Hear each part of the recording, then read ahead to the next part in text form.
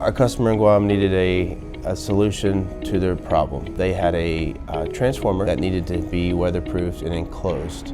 This transformer communicates the space for our military, so this was a top priority project for panel build.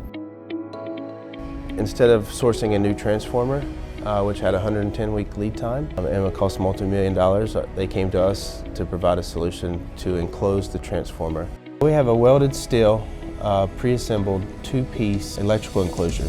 The modular construction idea behind this, it allowed, for everything to be built under one roof in a manufacturing facility. By doing this, we prevented our customer from having to source labor, equipment, and material in Guam. Guam, being halfway around the world, has its own challenges in procuring the necessary materials needed.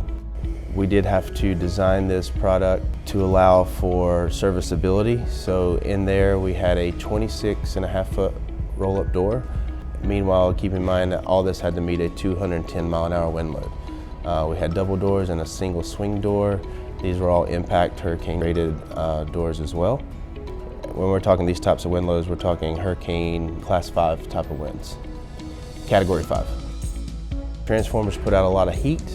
We were able to design it to include 18 tons of heating and cooling, HVAC mechanical units. Our sales team and our design team was able to come up with a solution to be able to ship this project in two pieces. This two-piece enclosure was 43 foot long by 9 foot wide by 14 foot high. This enclosure had a 4-week voyage from leaving our manufacturing facility to arrival at site. So this was manufactured in Blairsville, Georgia. It was loaded onto 2 trucks. The trucks traveled to Long Beach, California. From there they were loaded onto a barge, a vessel. It had a 2-week duration of sea travel time to the island of Guam. Once it arrived there, it had to clear customs. They had another crane waiting for the enclosure to be picked there, set on a truck, and then taken to the Anderson Air Force Base.